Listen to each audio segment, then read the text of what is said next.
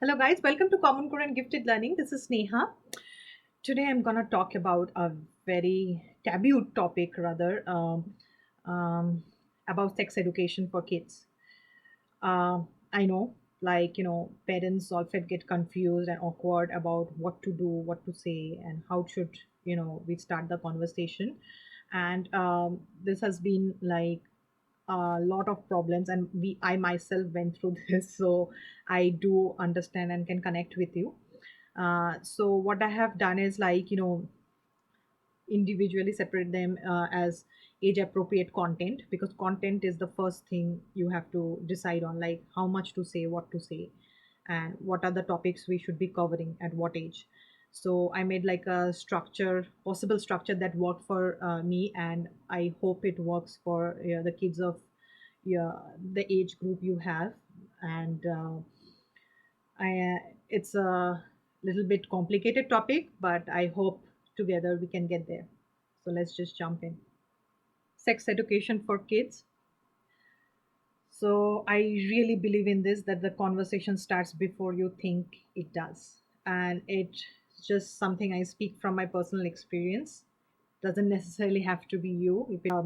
I feel the goal here should be to educate the kids to take their own decision, not to impose what you think and what are your views about sex education.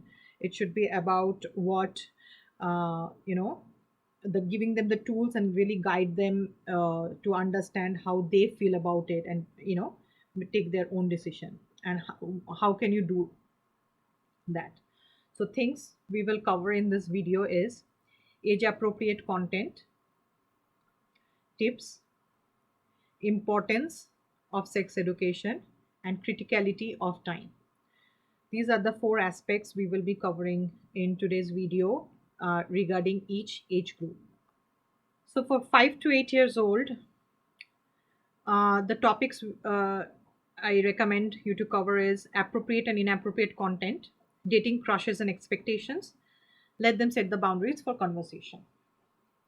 So for the first one, the content part, mention the difference, like what's appropriate and what's inappropriate. It's more like a set theory, like what's appropriate to you may not be appropriate to me, but it also depends on your personal parenting choice. But mentioning the difference of what it looks like in the basic standard or in the social like fabric of the society, like porn versus regular like videos, and obscene versus non-obscene, PG-13. You can start talking about these concepts. Then keeping it short and simple is another tip I would like to give you.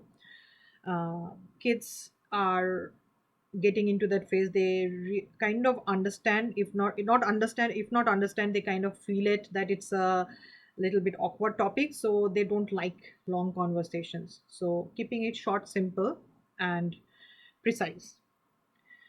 Do not get over descriptive. They just shy away. Do not get over descriptive, and just keep it a normal tone.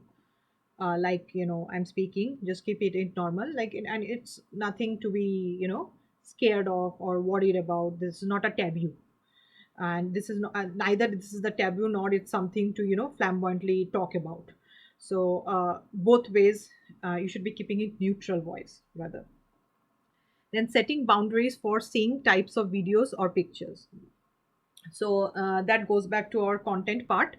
So that's why I was talking about, telling them appropriate and inappropriate content boundaries. So set the boundaries. Okay, these are the things you can watch, these are the things I don't think you can watch, and let them know a simple why, but do set the boundary. It is important. Next, talking about datings and crushes.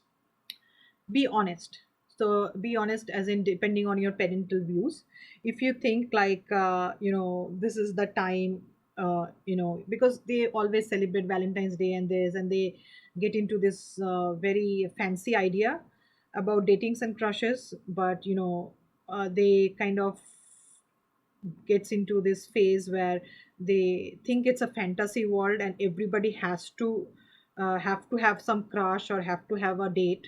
but you don't have to go with the trend, you don't have to go with the flow. This is important to teach them right now, because in the teens they will have a lot of pressure, peer pressure for all these. So talking about your own views, like uh, what and be honest about it, like what is your view about dating and having a crush. And it's okay, and if you don't have, it's like fine too, it's not a big deal. Then know your opinion before you start the conversation.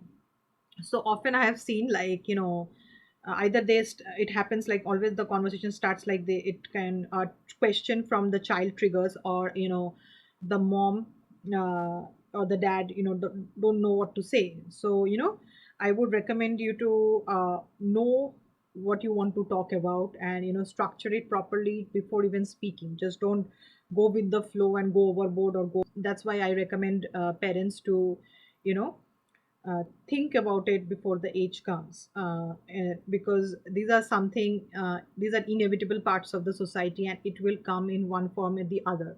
The idea is not to keep them away from it, but to train them for it. And the only way is, it's a process. You have to talk about it over a period of time, slowly over the ages, and over like as they grow. So knowing what you feel about it is also something very important, like how you felt in the and it's okay to talk about, like we are from a very different kind of a society. We were not so free, and in India, dating was taboo in our times, or now it's more free, and it's kids had different types of dating ideas in those days. Phone was also a date in those days. It just try to use humor into it, and don't make it very absurd or very awkward. That's the main thing I feel parents here like are better at, like parents here, as in, like the parents who are not from India, they are better at it. They talk about it more freely. And I have learned many things from those parents who actually, the way they talk to their kids about it, like through a humor, or when I was in high school or when I was in school, this thing happened. And it's okay to share with your kids in a story form, just like in a conversation. Next is, let them know how you would approach dating and crushes if you were in their place. So, as I was saying, know what you want to say, and then talk about your experience. Don't impose that, if I were you in your place, I would have done this. No, that way you are actually imposing. So it's like, when this thing happened to me, and I had this thing, and there was like a few crushes. But then we got busy, our classrooms used to change every year, and stories, everybody have some kind of a stories. Just be honest about it, and talk about it. So either the child will ask, or you have to start if the child is not asking.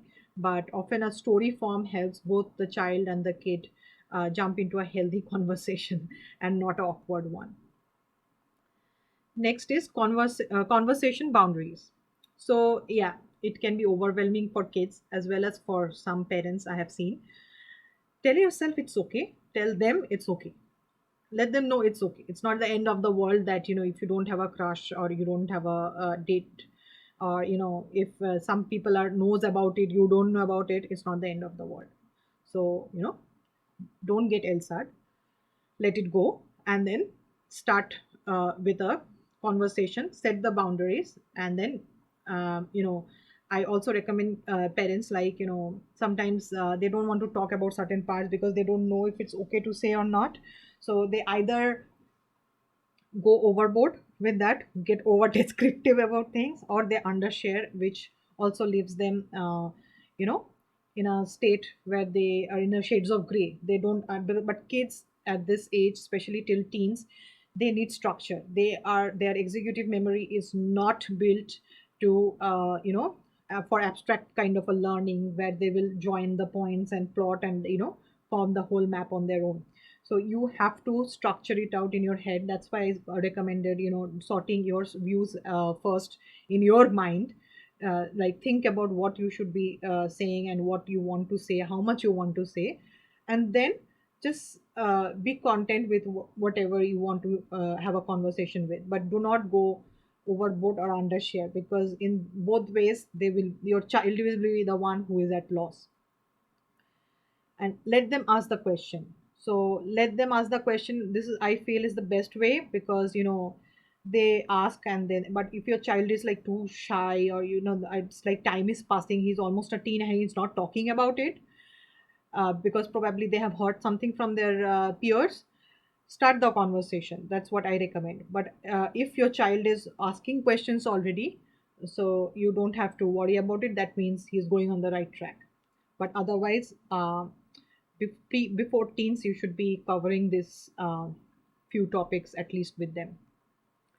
And then have a neutral tone in your voice. So because let them decide how they feel about it. That's why it's very important, because just because you feel good about sex doesn't mean he has to feel good about it. If you feel good about this kind of topics, like don't feel good about this and feels like it's very taboo, doesn't mean he has to feel the same. So your voice, because at this age kids are very dependent on the voice of the thing. If your voice is stern, that means you are in a very strict mood. If your voice is like very chirpy, that means like if your tone is very chirpy, that means you are excited and you are happy. So they know their mother's tone, especially like parents tone, they are very familiar with that. So I would recommend you to keep the tone normal and very neutral, so that they don't try to conclude themselves, or do not go get into a conclusion themselves with depending on your mood or your tone or what you are thinking, because they need to decide for themselves how do they feel about it. So this was the end of this video. For the older age groups, please follow my playlist for different kind of learning. I'll be posting the older age groups there. And if this helped you in some way or your child, please like, share, and subscribe and help the channel to grow. Thank you. Bye bye.